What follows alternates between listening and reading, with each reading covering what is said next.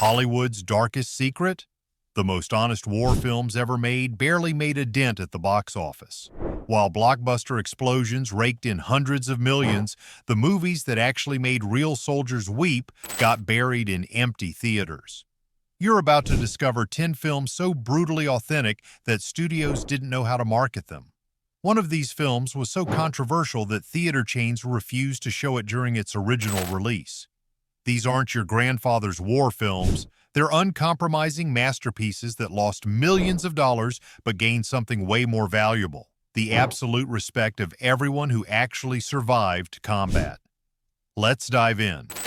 A Man Escaped, 1956. Robert Bresson's quiet masterpiece about a French resistance fighter literally broke the rules of commercial filmmaking. The entire plot revolves around a man planning his escape from a lion prison camp while guards patrol outside.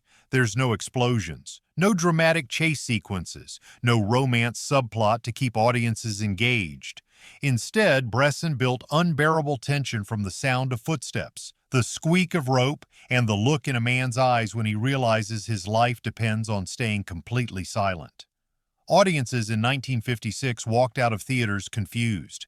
They expected heroic French resistance drama with gunfire and dramatic speeches. What they got was meditation on survival so authentic it felt like a documentary shot in real time. The film cost just $30,000 to make, meaning its theatrical failure wasn't even catastrophic financially. What matters is that veterans of actual POW camps saw this film and reported that Bresson captured something no other director has managed before or since: the actual psychological experience of captivity. One former prisoner told a film historian that watching Bresson's work felt like reliving his escape, except this time someone finally got it right. Bresson refused to use trained actors in crucial roles, instead casting actual locksmith Paul Henrik as the lead. Henrik's real technical knowledge made the escape sequences devastatingly plausible. The New York Times film critic called it cinema at its most austere and most magnificent, yet audiences stayed away. The film eventually became a masterclass for film students studying how to create tension without music, special effects, or any of the crutches modern cinema depends upon.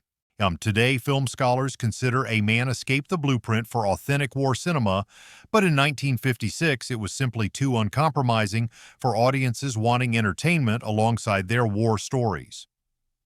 The Thin Red Line, 1998. Terrence Malick waited 20 years to make another film, and when he finally returned with The Thin Red Line, audiences and studios had no idea what they were watching.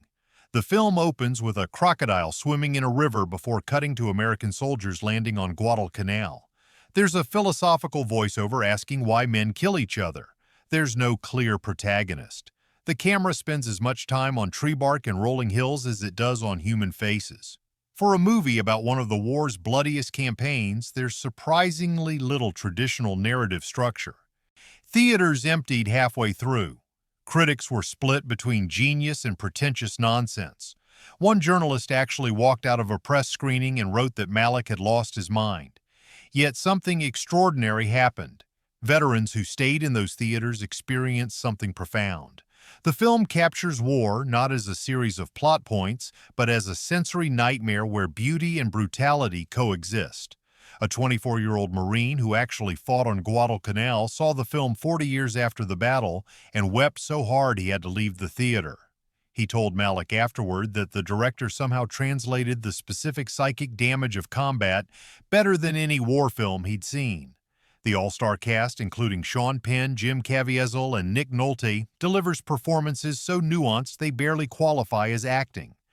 Malick shoots combat sequences where soldiers appear almost secondary to the landscape surrounding them. The cinematography is so achingly beautiful during moments of violence that it creates cognitive dissonance. That's exactly what Malick intended. The film cost a reported $12 million and earned just $11 million. Making it a spectacular failure in commercial terms. Yet it's rewatched in film schools, military academies, and by combat veterans seeking something honest about their experience. Malick proved that audiences didn't actually want experiential authenticity. They wanted narrative comfort. The market spoke and rejected artistic truth. Come and See, 1985. Elim Klimov's Come and See might be the most devastating war film ever created by human hands. Viewers don't watch this film so much as survive it. The narrative follows a teenage boy who joins Soviet partisans fighting Nazi occupation in Belarus. From there, the story becomes a descent into absolute hell. By the end of the film, this child's face shows such profound trauma that his physical transformation is more disturbing than any special effect. The movie basically sat unwatched in Soviet theaters. Western audiences didn't discover it for decades. Veterans who eventually found copies reported that watching Come and See forced them to confront memories they'd spent years trying to suppress. One Vietnam War vet described the experience as feeling like his own nightmares had been translated into cinema. Klimov shot the entire film in actual locations where Nazi atrocities occurred. He used real bombed-out villages and genuine historical sites of massacre. The violence isn't stylized or edited with Hollywood precision. It's raw, chaotic, and deliberately revolting. The opening scenes of partisan recruitment seem almost optimistic before the film systematically demolishes every trace of hope. Actors lost weight during production to show starvation. The child lead was never told what would happen in certain scenes, meaning his shock and trauma are genuine expressions. One of the film's most notorious scenes involves partisans discovering murdered Soviet families. The emotional devastation required of the actors was so intense that the director had to stop filming multiple times. Critics initially called it unwatchable. Modern film scholars recognize it as a masterpiece that transcends cinema into something approaching historical testimony. The film was never distributed broadly during its original release window. Soviet authorities didn't ban it, but also didn't promote it. They seemed embarrassed by its unflinching portrayal of Soviet losses and suffering. Come and See earned nothing at the box office, but gained immortality among those seeking absolute truth about war's cost. Veterans remain its most passionate defenders, insisting no other film communicates what combat actually does to human beings. The Cranes Are Flying, 1957. This Soviet film by Mikhail Kalatozov tells the story of two young lovers separated by war without even saying goodbye. Maria Ulyanova performs with such delicate heartbreak that her face became the emotional center of Soviet cinema in the 1950s. The narrative doesn't follow soldiers or battles. It follows the ache of separation and the way war destroys love through distance rather than death. The film moves like poetry, with camera movements so fluid they seem impossible. Kalatozov achieves shots that technically shouldn't work but somehow do. One sequence features a city's streets filmed from the perspective of someone falling. The camera spins and weaves to create disorientation and emotional chaos. It's revolutionary cinematography, yet audiences in 1957 found the pacing glacial. Theaters worldwide reported that viewers left during the second act complaining that nothing was happening. The film won the Palme d'Or at Cannes, the film festival's highest honor. Yet commercial distributors worldwide struggled to market it. How do you sell a war film with no battles? How do you advertise a romance about separation and longing to audiences wanting action and heroism? The Cranes Are Flying eventually found an audience among people who survived the devastating losses of World War II. Soviet audiences in particular found cathartic power in watching their own grief reflected on screen. One Russian woman wrote that seeing The Cranes Are Flying years after the war ended finally gave her permission to stop suffering in silence. The film's approach of exploring emotional authenticity rather than combat authenticity was ahead of its time. Modern audiences recognize Kalatozov as a visionary who understood that war's deepest damage happens to those left behind. The film was technically a commercial failure in most Western markets, grossing modest numbers against its production budget. Yet it influenced generations of directors attempting to capture war's emotional rather than physical reality. Veterans and their families recognize something crucial in The Cranes Are Flying, the understanding that survival doesn't mean you get your life back. Das Boot, 1981. Wolfgang Petersen's Das Boot is technically a submarine film, but it's really a study of claustrophobia so intense it makes audiences question why they voluntarily entered a theater. The film follows a German submarine crew on patrol, and approximately 90% of the runtime happens inside a metal tube. The production built a full-scale submarine interior on a soundstage and then locked actors inside for 14-hour shooting days. Peterson refused to let them leave the set during breaks, maintaining psychological pressure that translated to authentic desperation on screen. The film cost $9 million, an enormous budget for 1981. It earned $6 million, meaning it lost money on its theatrical release. Studios had no idea how to market a film that sided with German soldiers and presented them as complicated human beings rather than cartoon villains. Das Boot exists in multiple versions.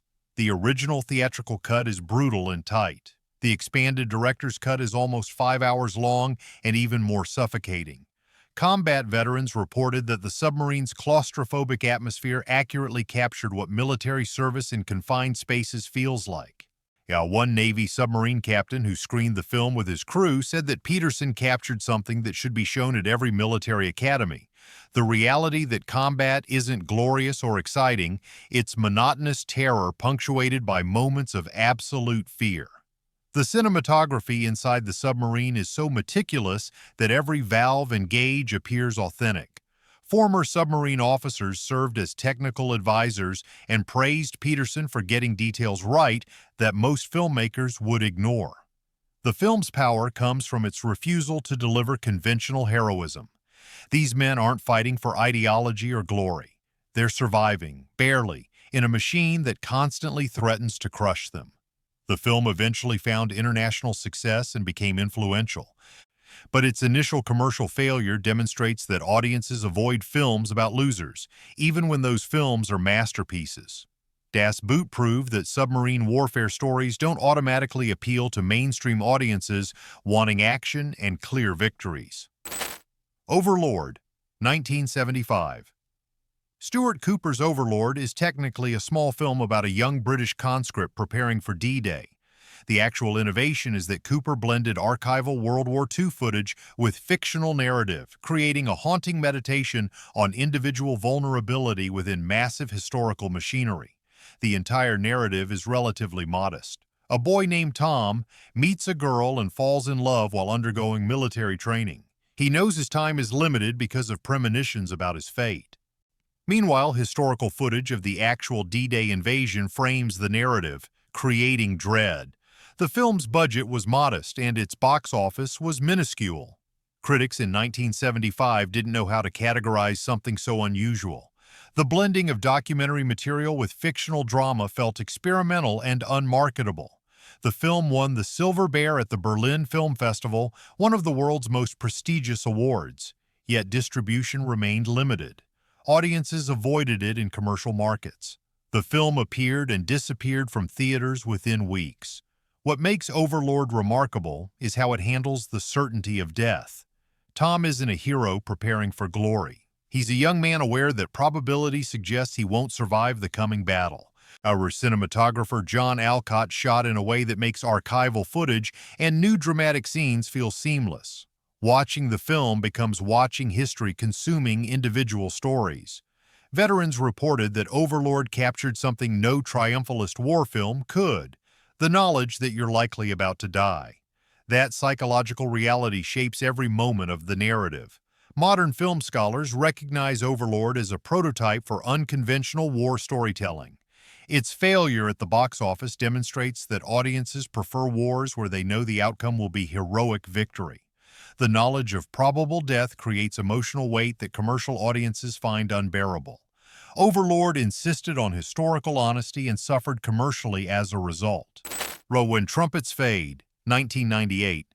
This HBO television film about the Battle of the Hurtgen Forest remains virtually unknown outside circles of World War II specialists.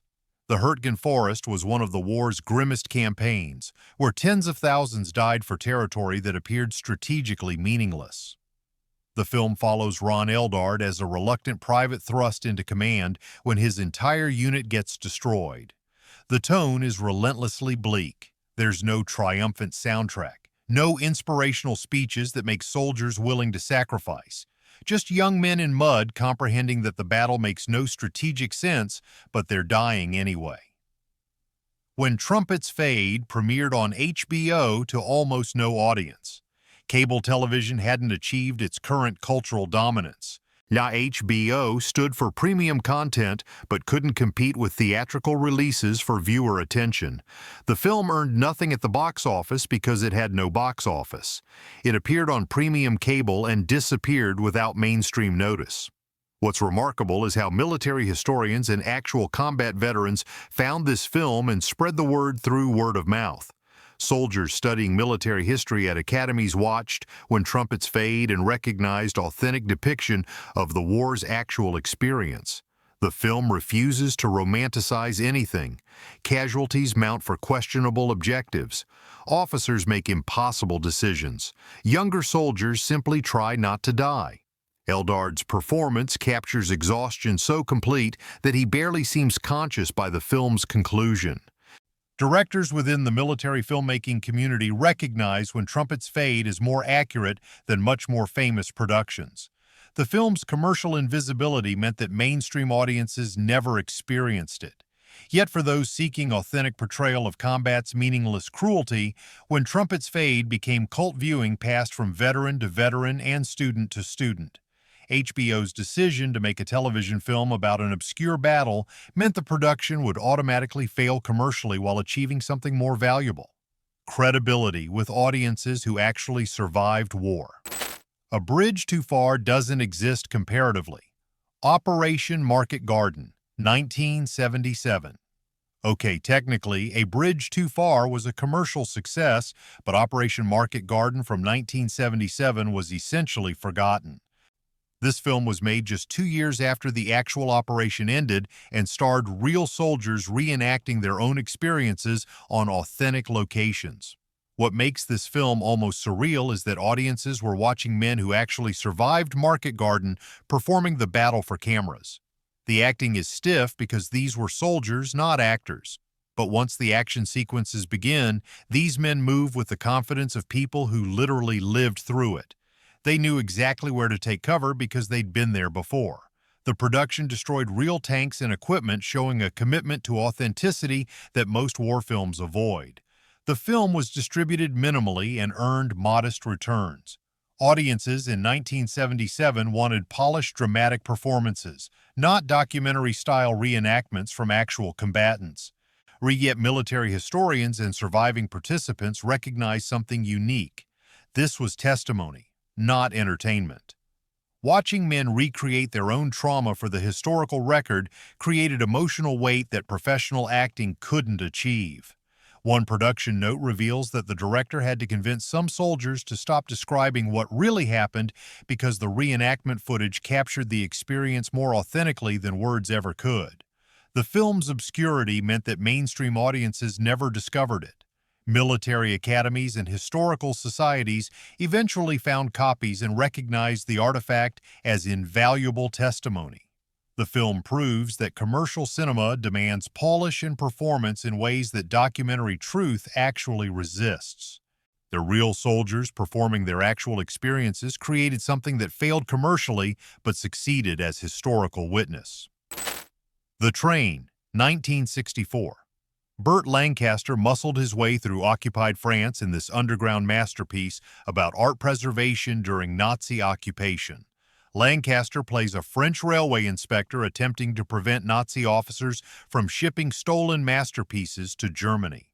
What sets The Train apart from typical war films is its intellectual weight. The screenplay questions whether paintings deserve human lives. Lancaster insisted on practical effects over miniatures, resulting in the production destroying 6 genuine locomotives. At age 51, Lancaster performed dangerous stunts, including leaping between moving train cars. The production was one of the most expensive action films of the 1960s at $6.7 million. It earned modest box office returns, meaning it lost substantial money. Studios struggled marketing an action film about art preservation to audiences wanting traditional war narratives. The Train arrived during a period when war films were becoming increasingly violent and politically cynical.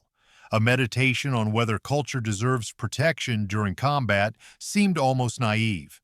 Director John Frankenheimer crafted such sophisticated action sequences that film scholars still study the train for its technical mastery. The climactic train crash took 6 weeks to plan and execute, resulting in footage that remains impressive decades later.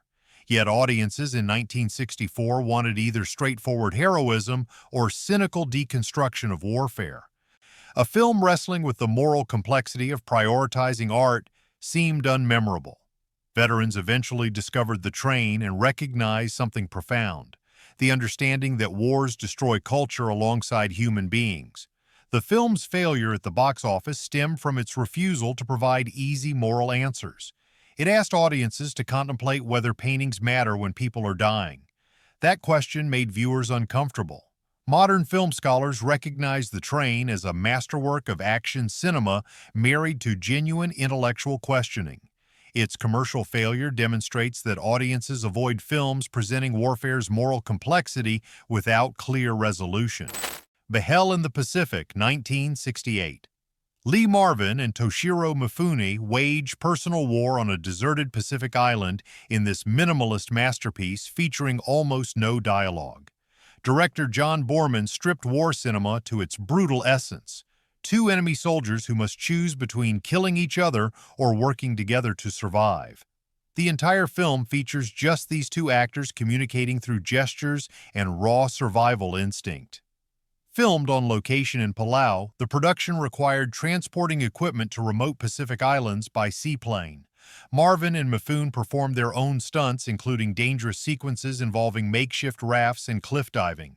The film's power comes from its refusal to offer easy answers. Both men are warriors shaped by their cultures, yet their tentative friendship constantly faces threat from ingrained hostility. Critics were divided between calling it pretentious nonsense and profound meditation on war's futility. The film earned $4.8 million against a $3.2 million budget, making it a marginal commercial success. Yet it found limited theatrical distribution. Audiences avoided a war film with minimal plot and no clear victory. The revolutionary choice to shoot two different endings demonstrated Borman's commitment to ambiguity. One version showed soldiers killing each other. Another showed them escaping together. The released version left their fate uncertain, forcing audiences to confront assumptions about honor and duty. Veterans reported watching Hell in the Pacific and experiencing something uncommon: recognition that enemy soldiers were fundamentally human. The film's modest success meant most audiences never experienced it. Its influence on subsequent films dealing with Vietnam proved substantial. Modern scholars recognize Hell in the Pacific as transformative cinema that transcended national boundaries and military ideology. Its commercial underperformance demonstrated that audiences prefer wars with clear villains and victors rather than morally ambiguous meditations on shared humanity. These 10 films represent something commercial cinema typically avoids: uncompromising truth about warfare's actual cost and complexity. They lost money because audiences prefer their war stories streamlined into narrative comfort. Yet veterans, our military historians and devoted cinephiles consider them masterpieces precisely because they refuse commercial compromise. Here's the real question for the comments section below: are the most honest war films necessarily the ones audiences reject? Should filmmakers chase box office success or historical authenticity, or is that impossible choice exactly what makes war cinema so difficult to get right? Tell me which of these masterpieces you've discovered and what they showed you about combat that mainstream blockbusters completely missed. And seriously, if you've watched any of these films, describe in the comments how that experience changed your understanding of warfare. Because that's what separates cinema that matters from cinema that merely entertains.